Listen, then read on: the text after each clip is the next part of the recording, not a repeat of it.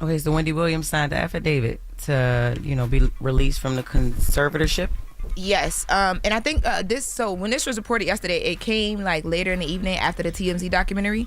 I think a lot of people thinks that this means like she submits it and then boom, she's free, like she's good. That's what it seems like. What's the process with that? How long is it? Like, what else does she have to do? So the process it depends on the judge.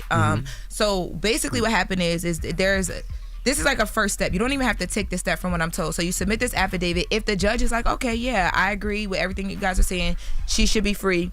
She can literally just be freed. But that's not going to happen because we've been talking about up here the fact that the judge is saying he himself evaluated Wendy in addition to a medical center, and he felt like she had, and not felt like, but he determined that she had the frontal temporal dementia and she needed somebody conservatorship wise in her life. So I think that I know a judge do that.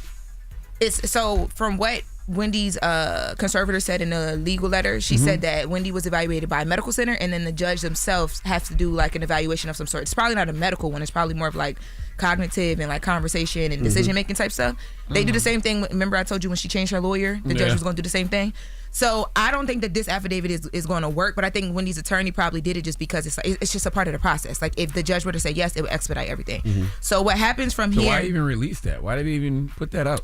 I have no idea. This confused the heck out of me because it makes people think she's coming home. Exactly. That's what it felt like. 100%. It makes people think she's coming home, and I feel like it's just really premature because, for instance, right, once you submit this affidavit, there's supposed to be like 2 doctors that Wendy is supposed to then go and see as a part of the conversation of if she should be released or not. From what I'm told, they're still figuring out doctors and who the doctors are.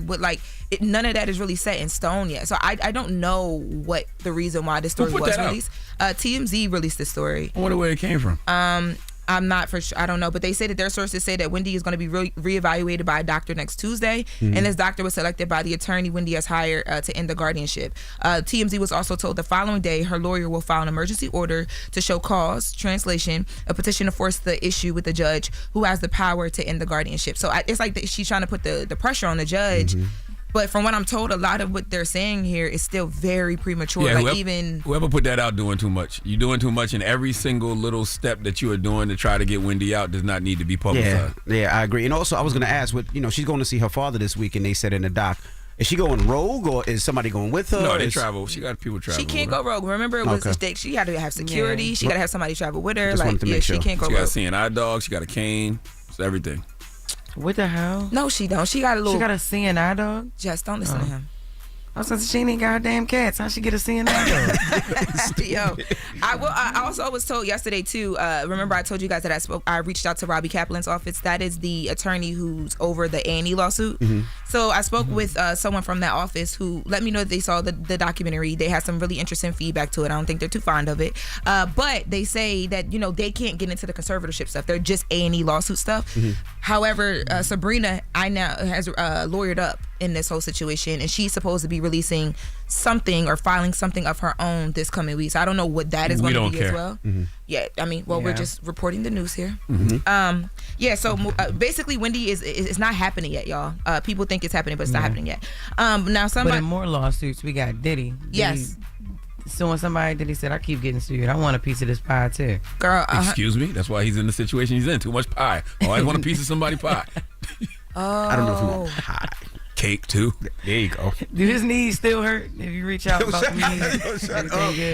I didn't get much on the knees, but I'm assuming they do still hurt. Right. But yeah, so yesterday Diddy filed a lawsuit against NBC-Universal, Peacock, and Amble LLC for defamation or defamatory statements.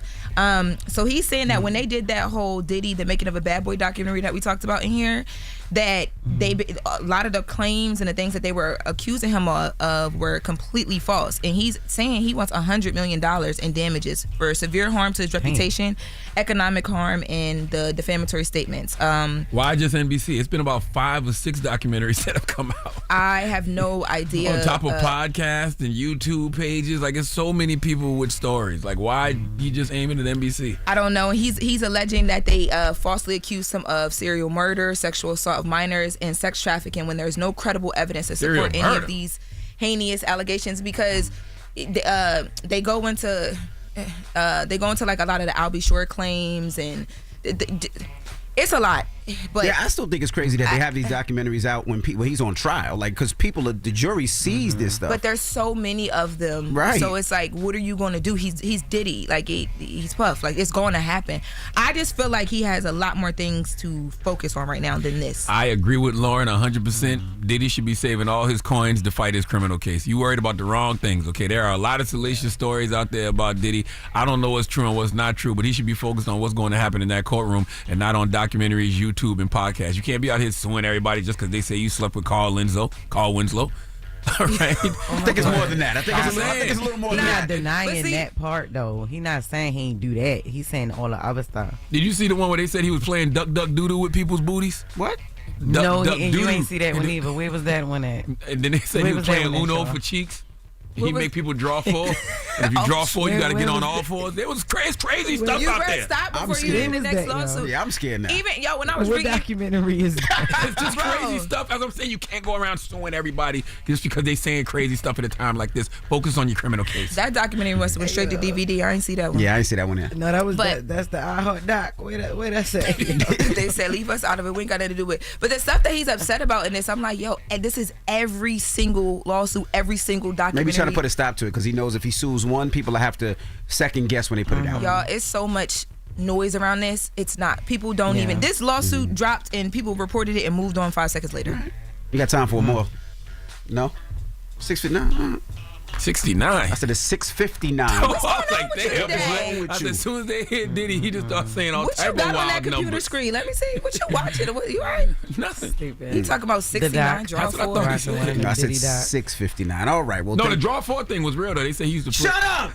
Listen, this is, Allegedly. I'm not saying I Whoever believe said these this, stories. I'm just saying allegedly. let's talk about this. The stories are so salacious that he would say he was playing Uno, and then when he used to draw four, if you drew four, you have to get on all fours.